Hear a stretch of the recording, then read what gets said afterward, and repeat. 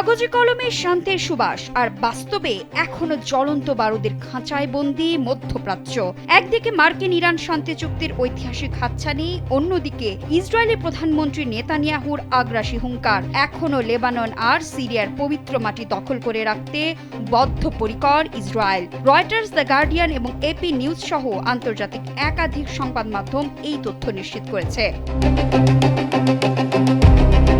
15 June এক সংবাদ সম্মেলনে ইসরায়েলের প্রধানমন্ত্রী বেনিয়ামিন নেতানিয়াহু বলেন, যুক্তরাষ্ট্র ইরানের মধ্যে শান্তি চুক্তি হলেও লেবাননের দখল করা এলাকা ছাড়বে না ইসরায়েল। তিনি এটাও স্পষ্ট করেন, চুক্তি থাকুক বা না থাকুক, ইরানকে কখনোই পারমাণবিক অস্ত্র অর্জন করতে দেয়া হবে না। 5+ স্টার রেটিং প্রাপ্ত দেশের সর্বোচ্চ বিদ্যুৎ সাশ্রয়ী ওয়ালটন এসি স্মার্ট কমফোর্ট এখন নেক্সট লেভেলে। তিনি জানান, গাজা, লেবানন এবং সিরিয়ায় ইসরায়েল যে নিরাপত্তা অঞ্চল গড়ে তুলেছে সেখানে সেনা মোতায়েন অব্যাহত থাকবে, এমনটাই খবর শাফাক নিউজের।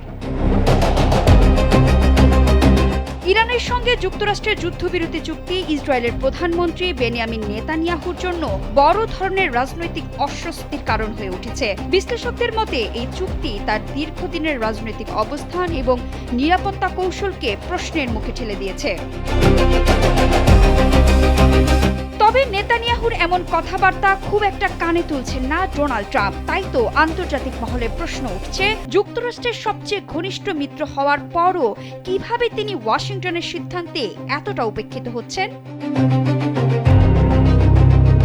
মার্কিন প্রেসিডেন্ট ডোনাল্ড ট্রাম্পও ইসরায়েলের এমন আগ্রাসী আচরণে ক্ষুব্ধ। ট্রাম্প চেয়েছিলেন যুক্তরাষ্ট্র ও ইরানের এই চুক্তির মাধ্যমে মধ্যপ্রাচ্যে রক্তপাত বন্ধ হোক, কিন্তু নেতানিয়াহু প্রকাশ্যেই জানিয়েছেন, মার্কিন প্রেসিডেন্টের সঙ্গে সব বিষয়ে তার মতের মিল নেই। নিজের দেশের স্বার্থ এবং ইরানের পারমাণবিক কর্মসূচি যে কোনো মূল্যে আটকে দেওয়াই তার প্রধান লক্ষ্য।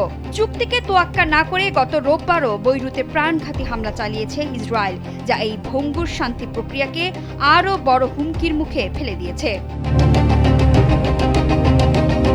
এদিকে যুদ্ধের ময়দানেও ইসরায়েলের অবস্থা নাজুক। দক্ষিণ লেবাননে সশস্ত্র গোষ্ঠীর তীব্র প্রতিরোধের মুখে পড়ে গত কয়েক মাসে 30 জন ইসরায়েলি সেনা নিহত হয়েছেন। আহত হয়েছেন প্রায় 1350 সেনা। তবুও নিজেদের দখলদারিত্ব ধরে রাখতে মরিয়া নেতানিয়াহু সরকার। হোয়াইট হাউসের শান্তি প্রস্তাবকে বুড়ো আঙ্গুল দেখিয়ে নেতানিয়াহুর এই রক্তক্ষয়ী জেদ মধ্যপ্রাচ্যকে ঠেলে দিচ্ছে এক মহাযুদ্ধের দিকে। তবে আগ্রাসনের জবাবে প্রতিরোধ যোদ্ধাদের পাল্টা আঘাত স্পষ্ট করে দিয়েছে, দখলদারিত্বের এই দম্ভ সহজে টিকবে না। রক্ত আর বারুদের এই খেলায় শেষ পর্যন্ত শান্তির জয় হবে নাকি পূর্বে পুরো মধ্যপ্রাচ্য, তাই এখন দেখার বিষয়।